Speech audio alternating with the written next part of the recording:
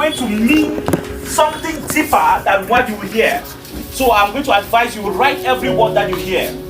The words that I'm going to be using tonight, they are going to be deeper than what you'll be hearing. So write them that you might do a search. The word of God says, study to show thyself approved, a workman rightly dividing the word of truth. Study to what? Show thyself, yourself, not the pastor's self, yourself.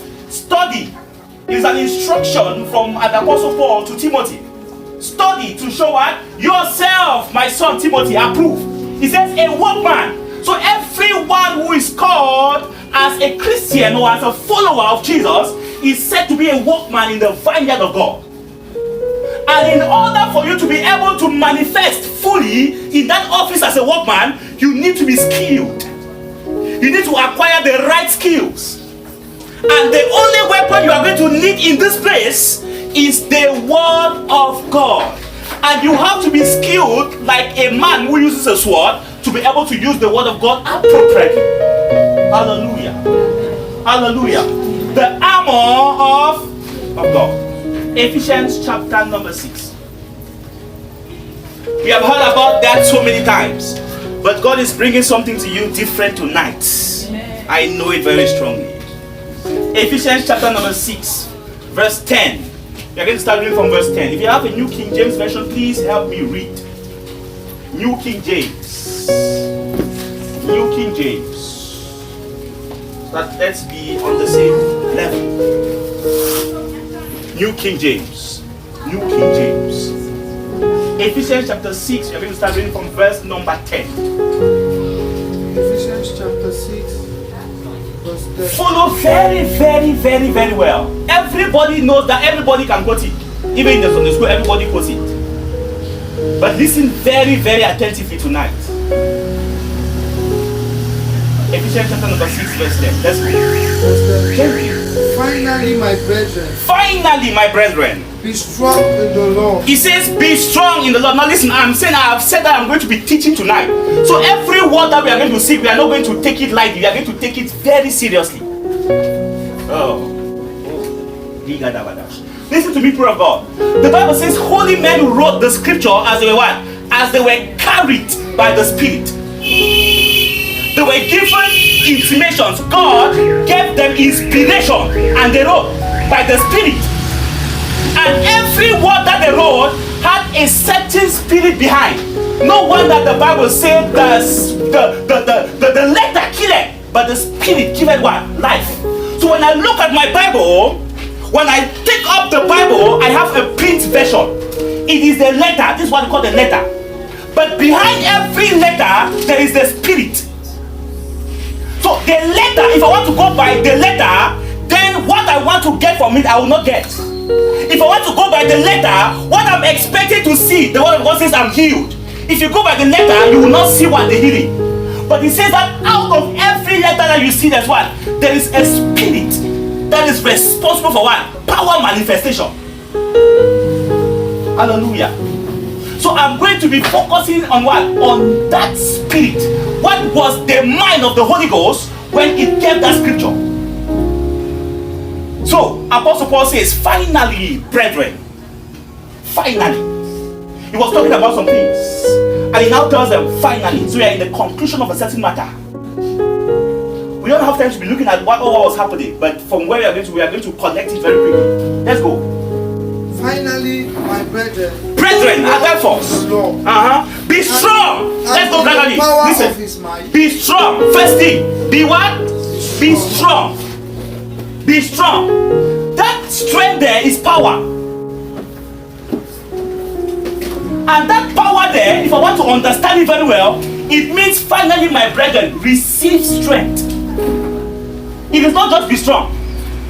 And do manao. It means receive. God is not asking you to get strength from somewhere else. He is saying that what? That I, the Lord, I am going to supply you with strength. So he says, finally, my brethren. He says what? Receive what? Strength. Take note, that's what I'm saying. I'm going to be very, very categorical about whatever one you are going to see there. Next thing, in what? And in the power of his might. In the power Now, in the power there is not dunamis. It is not power to heal, power to deliver. No. In the power there is authority.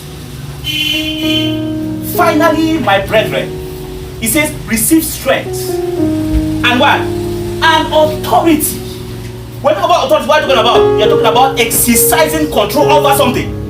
And generally, the authority is talking about here is authority that is given to you. Okay, let's go. Verse 11. Put on the whole armor of God. Put on now. Put on. Put on. The word they put on is the word endio. Endio. The Greek word endio, which means what? It means, it does not mean to take a clothes and wear. No. It means to enter. Sink. To sink. That's the word. To sink. It says what? Put on. It is not talking about take a helmet, wear it. Take a shield, hold it. Take a breastplate, wear it. It says, finally, my brother, do what? It says, endure, put on, endure, sink into. Have you ever seen what you call a sack race? A sack race. People enter into a bag and they are jumping. Have you seen that? Now, that is exactly what he's talking about. But in that case, you are going to enter completely into the bag and the bag will be tight. Oh, Jesus. Jesus. Is somebody here tonight? Follow me very, very, very, very carefully. Very, very carefully. So we have been reading the scripture. Put on the whole armor of God. Take this one, wear it. No. He's telling you that you need to what? You need to submerge yourself. Bury yourself. It's what? The armor of God. Let's go. Put on the whole armor of God. The whole armor. That you may be able to stand against the wills of the devil. That you might be what? Able to stand against the wiles of the devil. The wiles of the devil. Now, according to our normal interpretation of the wiles, we are talking, if I ask you now, you'll be telling me wiles mean the attacks of the enemy. All kinds of witchcraft and every kind of thing. The wiles he's talking about there is talking about the tricks.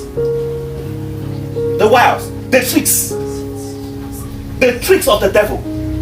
So, because if you want to tell me that he's talking about the witchcraft power and every other thing, then there's going to be a problem at this stage. Listen very well. There's going to be what? A problem. What I'm doing now, listen very well. Listen carefully. There are two ways of attacking the scripture in the Bible. There are two dimensions. There is the obvious dimension where you'll be shouting, amen, amen, and there's an obvious dimension. And in the real sense, that dimension is always out of context. The dimension is always tailored in such a way that it fits the condition you are going through at a particular time. There is a second dimension, which is the reality of what the Holy Ghost meant. This is what we are attacking tonight. And it's not everyone that comes in this dimension. Hallelujah. Amen. It's not, so listen to me carefully. What we are doing an exegesis of the scripture. That's why I'm taking line after line. After that, I'm now going to connect the whole book and then we see what the Bible is talking about. And then we are going to get 4 principal things from what you're looking at. So we are doing what? Doing an exegesis tonight. Say exegesis. Exegesis. At least after 5 years of being in church, you should know a word like that. Yes, it's very important. Exegesis is just simply an in-depth study, a deep study. I can take a scripture and say Jesus cursed the fig tree and the fig tree withered. And from there we can begin to preach from now to tomorrow and begin to jump and shout. But there is a real essence of that scripture, which is what they call the exegesis. Hallelujah. Amen. So, the scripture is telling us here that we should put on the whole armor of God, not half of the armor, not 3/4 of the armor, the whole armor. When he says put on the whole armor, it means that there is a possibility for you to put on a part of it. Are we there? So if the Bible is insisting that put on the whole armor, there is a possibility that you can put on what? A part of it. And once a part of it is put on, then the effectiveness of the armor is no longer guaranteed. And so you do what? You consider God a liar in the place or in the presence of adversity. So he tells us clearly that put on what? The whole armor. The effectiveness of this armor is only guaranteed when it is at its maximum. If one is missing, the whole book is what? It's null, it's void, it's empty. In fact, it's useless. Okay, proceed. Verse number 12. For we do not wrestle against flesh and blood. Now he says that we do not wrestle, we do not struggle against flesh and against blood. So why should we be using against flesh and against blood? Which blood? Against flesh, I'm talking about, they're telling us about what you are seeing, right? Flesh, against flesh. Against flesh is talking about against the desires of the body. Firstly. Against blood is talking about the people of your kind. What are people of your kind? If I call my sister here, she is a human being. Say she's of my kind. Are you getting what I'm saying? If I call a dog is not of my kind. Hallelujah. So he is telling us about two things. He says, first of all, you as an individual, you will need to overcome the flesh as an enemy. One, soma. And says, secondly, you need to overcome blood, which is what? Which is somebody which is like you. So he said that the fight that you are about to take now is not going to be against those things, but is far above those things. So I can look at somebody who is talking to me and I am going to be reacting according to what the person is saying, addressing that person as if it is the person who is doing it. And the Bible is telling us whenever you do that, then you are fighting the wrong enemy. Hallelujah. So we wrestle not against what? Flesh and against blood. Our battle is not against our brethren. Our battle is not against the people that are around us. Our battle is what? Is deeper than what we think or what we see. Hallelujah. So there is a battle. So what therefore are we against? Let's go. But against principalities, against... Now you are going to begin to name them. One, against what? Principalities. Against principalities. What is a principality? I'm going to be asking questions. Who is a principality? You have been reading the scripture now. At times we will read everything and then mix everything and then consider it to one. You must be able to differentiate.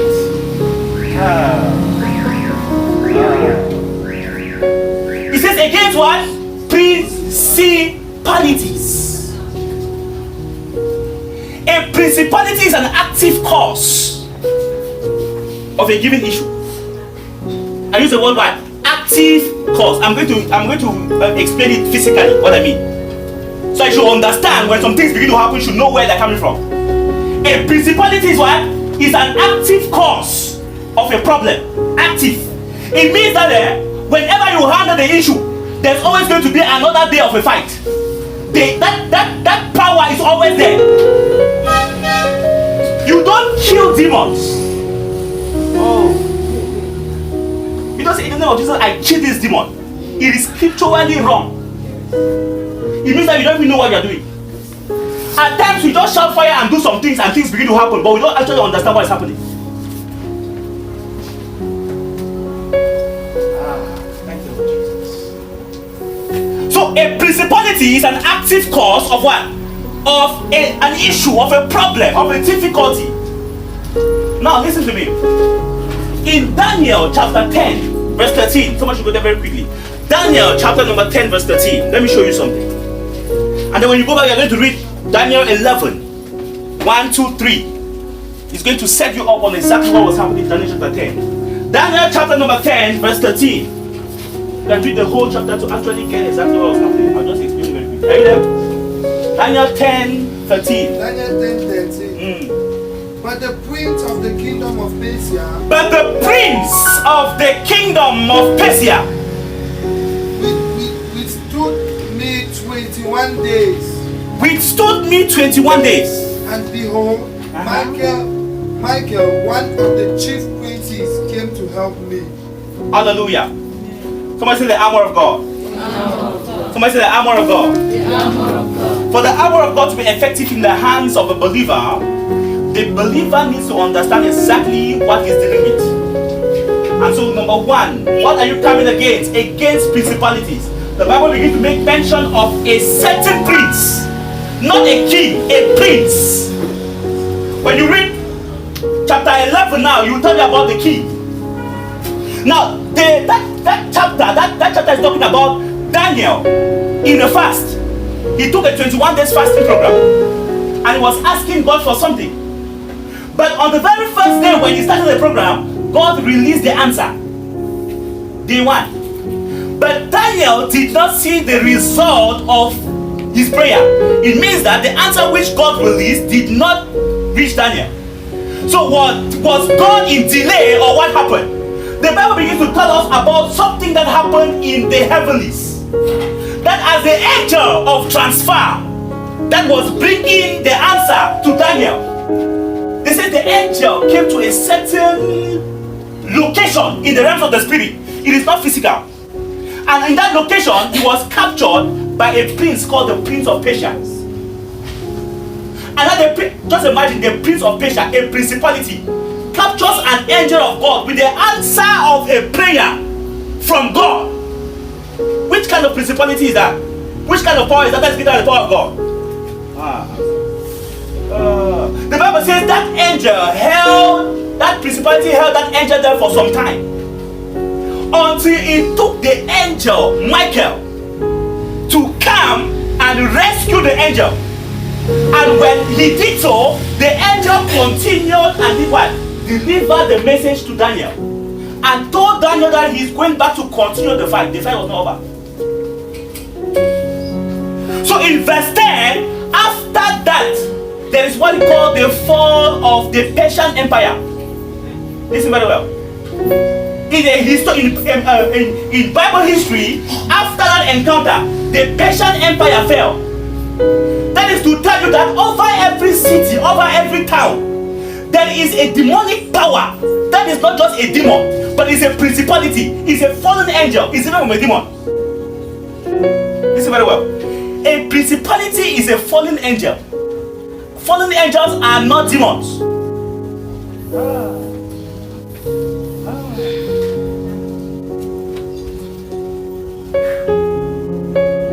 Hallelujah. In order for you to access some deep things of the Bible, you need to scatter some mentalities that you have. We will have time to go in depth into that very aspect. Listen very well. These principalities, they are over nations, they are over countries, they are over continents. Now, there's a particular behavior that you can begin to observe within a given location. That you enter a certain village and you can count 1, 2, 3, 4, 5, 6, 7, 8, 9, 10 people who behave in a particular way, and that is particular of that village. You enter another one, it happens in another way. Those things are not a result of anyhow. They are a result of what? Of some certain entities called what? Principalities over those places. Hallelujah. Now listen to me, people of God. Have you ever seen people going through deliverance? They pray for the person, day 1, the person 2, the same thing, day 3, the same thing. You be the one that was the person delivered in the first day. Have you ever asked a question? Have you ever asked a question? Yeah, that's what we are looking at now. Oh.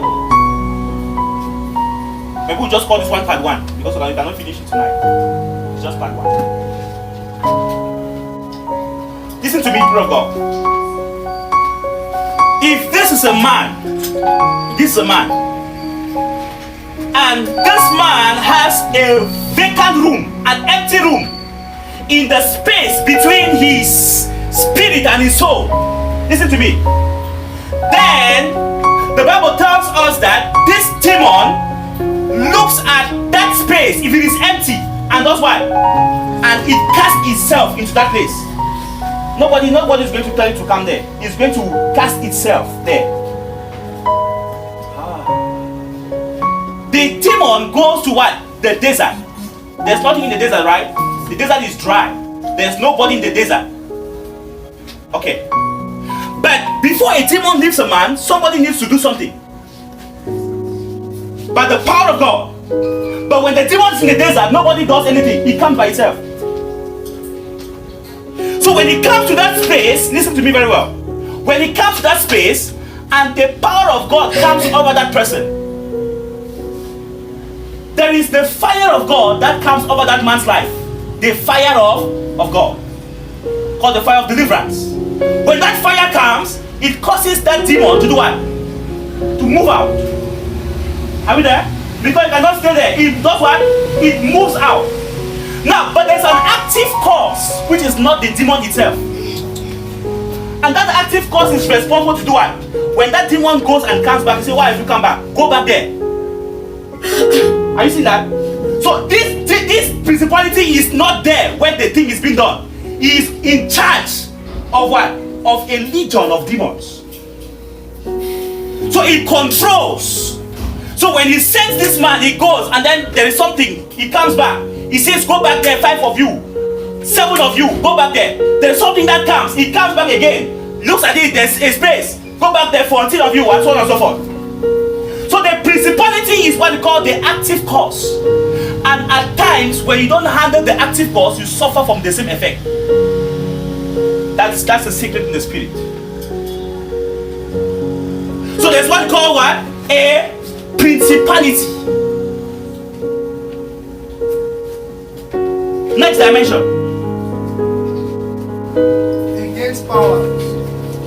He says, start again, stop it. Let's get it. We do not wrestle against flesh and blood. Yes.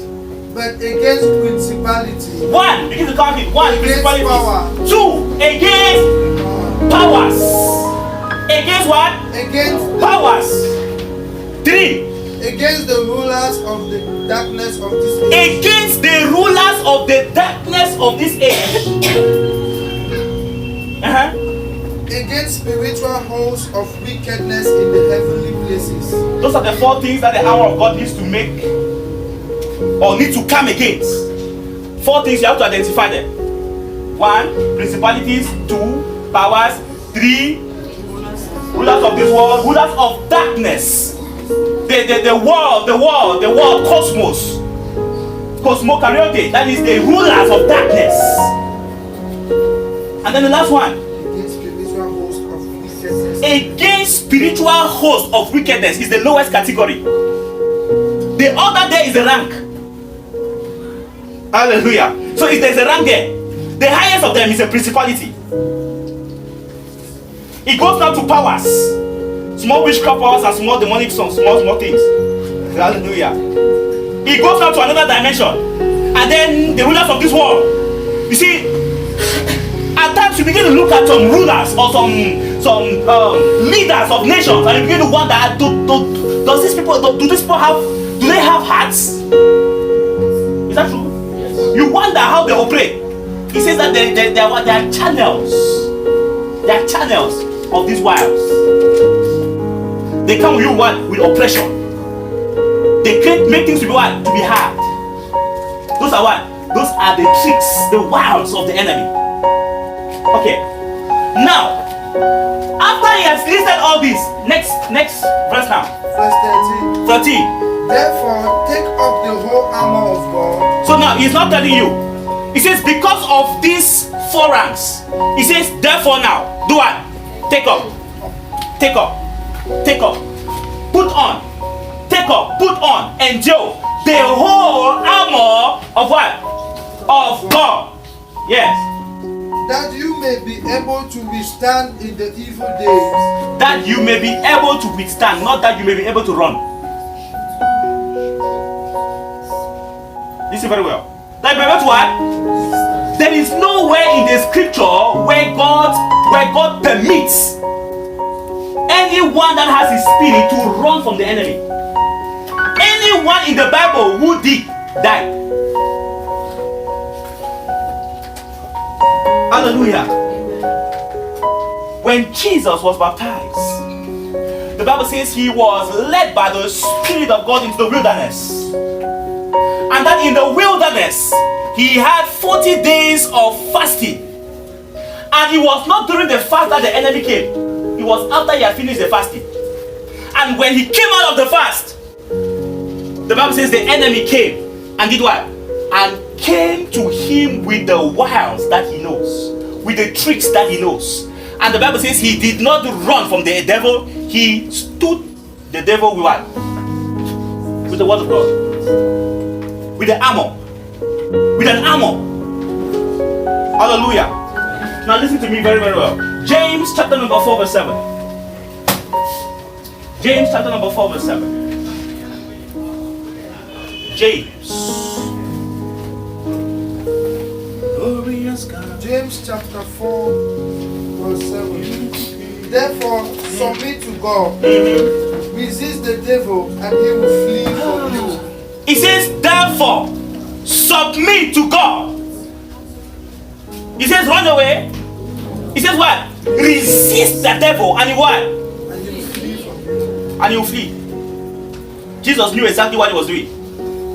That is the principle of the law in the spirit to overcome challenges. That with the armor, you don't run with the armor. No wonder when David met Saul on his way to the battle with Goliath, the Bible says Saul looked at this young boy and said, you want to go and kill Goliath and you are just like this, you are even a young boy. He said, where's your father? He said, no bother about my father. I'm standing here with what? With the Lord God of the army of hosts. And then King David said, let me even give you something. And he took what? The helmet. Gave him. Took his belt. Gave him. Took his sword. Gave him. And David struggled to walk with these things. He could not do it. And he said, take it out. In fact, that was a reflection of Ephesians 6. That very scripture there was a reflection. So God is telling us it's not by our power, it's not by our might, it's not by our ability, it's not by our strength. But he says that this armor, they are not physical, but they are spiritual. He says they are mighty unto God for the one pulling down of strongholds. Of strongholds. Hallelujah. Now go back, let's look at the armors. Ephesians chapter 6. Quickly. Ephesians chapter 6 verse. The weapons of warfare are carnal. Stand therefore. It says stand. Having girded your waist with truth. Now listen. That word there stand is not talking about you standing like this. It's telling you, it's not standing like this. That word there stand means continue. Hallelujah. Are you seeing the difference now? Yes, the Bible says there stand. But when you do the Greek translation, it's histemi, which means continue. Continue. It is not going to be a 1 day thing. It is not going to be a 2 days fight. It's not going to be a 3 days fight. It's going to be a fight that will always come. It says what? It says continue in this fight. The Bible says when the devil had finished tempting Jesus, he left him for a while and only showed up again in Peter. When he showed up in Peter, Jesus looked at Peter and said, devil, get away, get behind me, Satan. And Peter said, you call me Satan? He knew what he was talking about. And he showed up again in Judas Iscariot. Judas Iscariot. Judas Iscariot.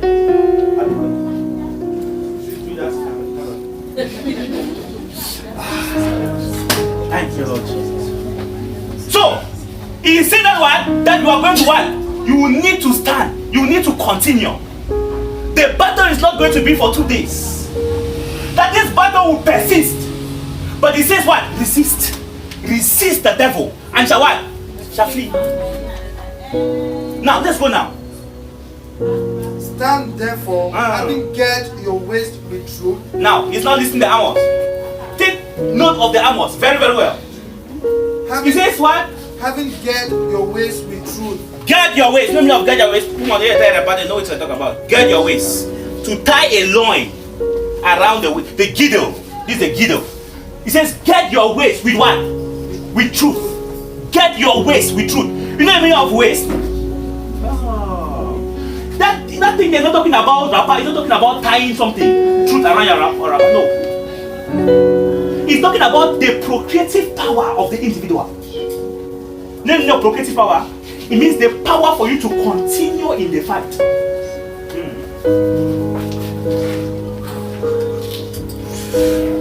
It says that the only thing that will make you to stand the test of time, the only thing that will make you to be able to continue in this fight is going to be a certain principle of the spirit called truth. The Bible says, how big when the spirit of truth shall come, it shall what? It shall lead you into all truths. There are dimensions of truth. Hallelujah. So the loins is talking about loins. The Hebrew, the people in Hebrew, when they talk about loins, they're talking about the ability for a man to procreate. The loins of a man. So they talk about the wrapper of the man. The loins of a man, the ability of the man to what? To procreate, regenerate. Hallelujah. So the Bible is telling us, first armor, it says we are going to need truth. And that truth is going to be around our what? Our waist. Around our kingdom. It's going to be focused on our ability to what? To multiply with the power of God. Two. Having put on the breastplate of righteousness. It says, having put on the breastplate of righteousness. The breastplate is the armor that covers from the neck right down to the thoracic cavity. This is the thorax. From here is the thorax. So it covers from the neck to the thorax. And what is it meant for? It is meant to guard the heart. The breastplate of what? Of righteousness. Righteousness is of a man's heart. Not this physical heart, not the biological. I'm talking about your spirit. Righteousness is of the spirit. So it says that in order for you to stand, there must be a breastplate which is going to be what? A signature of righteousness signed by God Himself over your spirit. It says only by that will the enemy see and know that this one is a touch not. Okay. Next. And having shod your feet with the preparation of the gospel of peace. Having shod your feet with what? The word that was shod there, SHOD, is the word to wear a shoe. Having worn a shoe of peace. You know what the peace is? It says with what? With the preparation of the gospel. It did not say with the gospel. It says with the preparation of the gospel. Why? Because the gospel is never complete in the heart of an individual. You are constantly learning.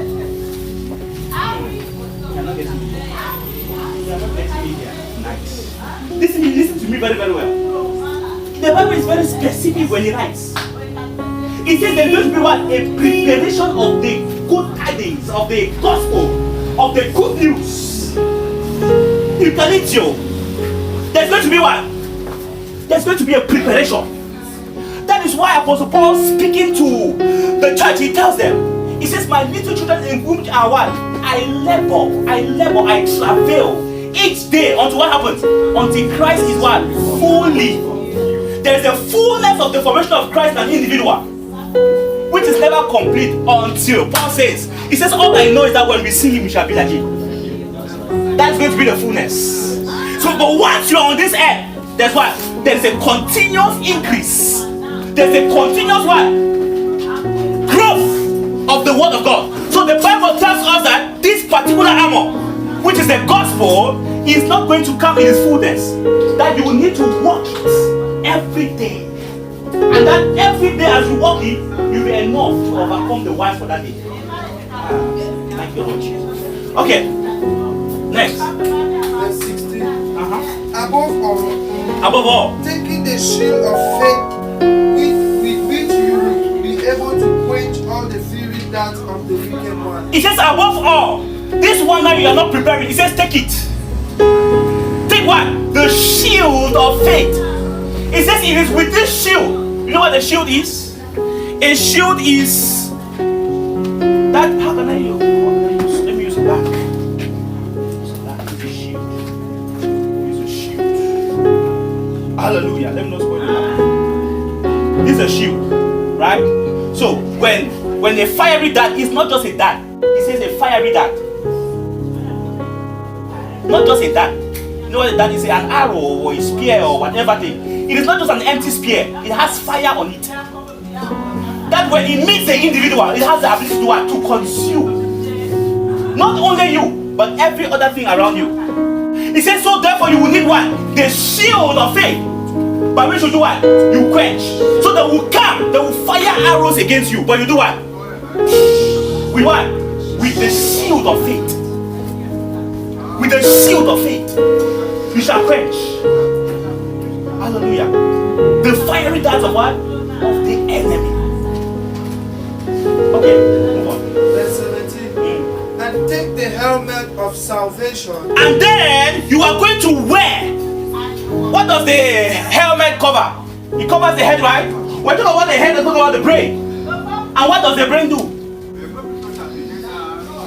It coordinates. It is the brain that coordinates seeing. There is a part of the brain that coordinates your sight, the occipital loop. There is a part of the brain that coordinates your writing, the vocal part of the brain. It says you are going to do what? You are going to take the helmet of salvation. Soteria, sozo, salvation. Salvation. What is salvation? What is salvation? What is salvation? Let me ask somebody. That should be the basis of our belonging to this fraternity that we are. What is salvation?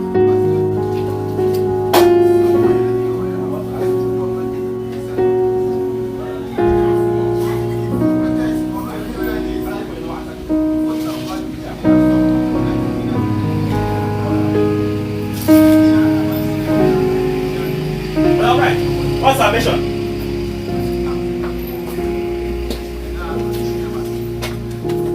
Don't use big terms and just small.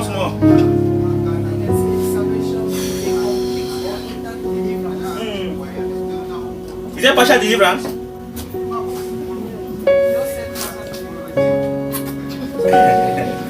I said partial deliverance here.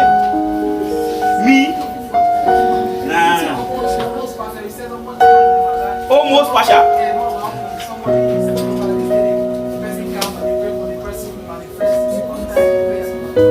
You must know the difference between the word deliverance and the word salvation. They are two different words.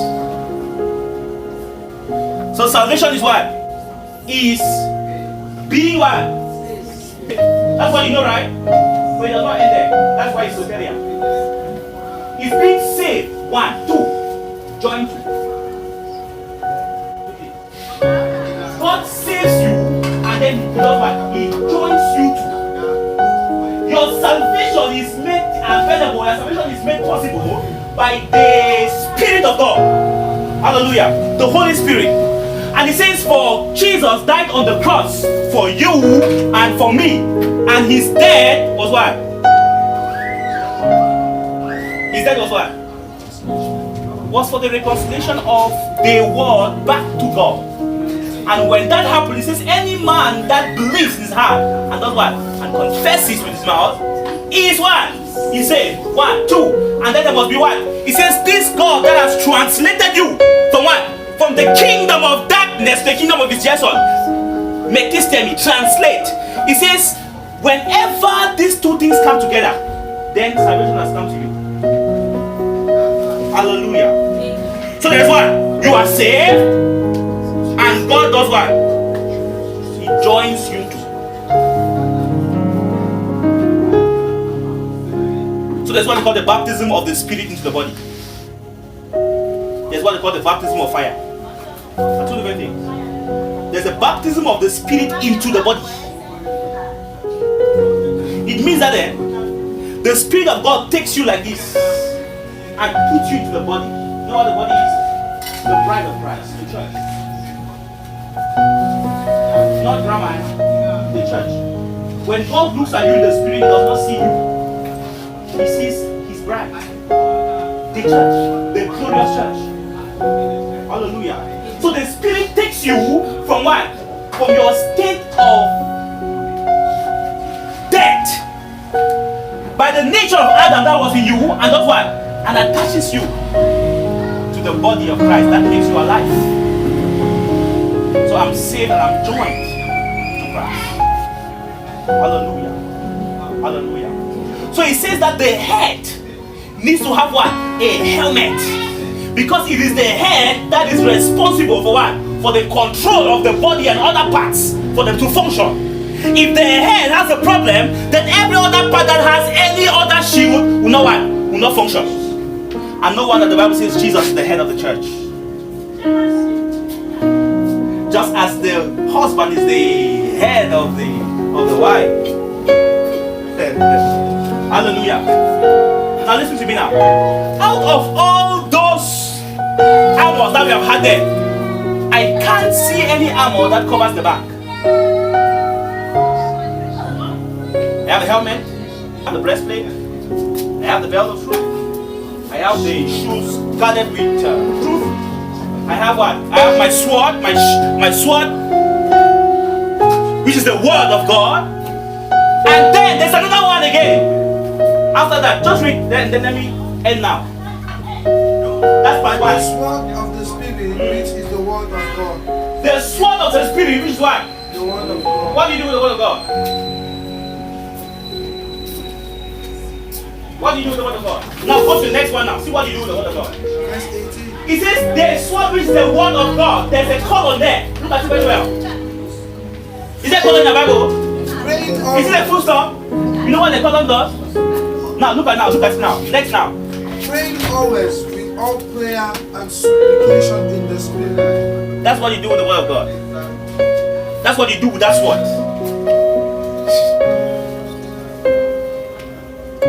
I'm showing you how to study the Bible now. Hallelujah.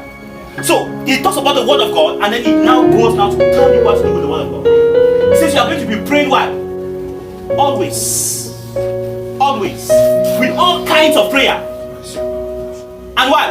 And supplications, all kinds. There are different kinds of prayer. We are not dealing with that now. Now, but what is very interesting in that passage, all what we have said today, is that at the end, there is no shield that covers your back. There's an error. That Bible has an error. There should be what? An error. So I want to add now that part that is missing. What is the shield that you need to put on your back? The shield that you need to put on your back is that always face the enemy. Did you not see the Bible says resist the enemy? Do you resist like this? You resist facing. So it does not make what provision for your back. Once you turn your back to that trouble, to that enemy, to that tribulation, then the armors of God are no longer activated for what? For your victory. So you don't run away from challenges. You face them. That's the reason why. That's why there is no armor on your back. Resist the enemy and shall flee. Once you turn, ask the Elijah. Elijah ran.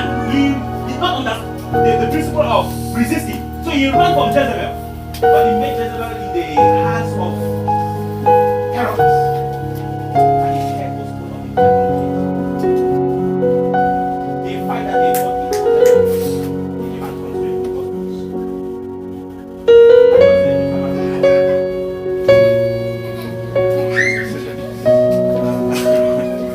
Hallelujah.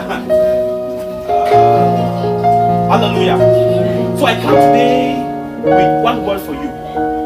That it does not matter the challenge that you are going through. It does not matter the difficulty that you are going through. Those difficulties will always be there because the wild will always be short. But it says that as a Christian, as a follower of Jesus, it says all you need to do is to be ready at every moment and every time. That when these words come, you'll be what? You'll be ready and set to what? To overcome them. And that at no time in your Christian race should you turn your back to the enemy. That once you do that, then the provisions for God are not what? They are not guaranteed. So anything that happens to you is not because it's not God's fault. It's not what? God's form. The power is at work in you.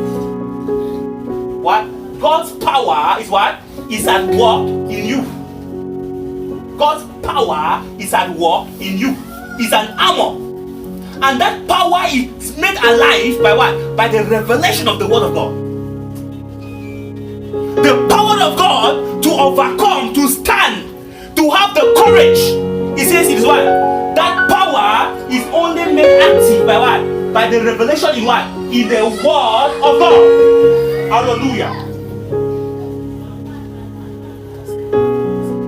I pray for somebody tonight that God's power, the power of his word, the revelation of his word is going to be active in your life after now in the name of Jesus Christ. I know it so strongly. There is something that the word of God does when you put people to sit down on green pasture.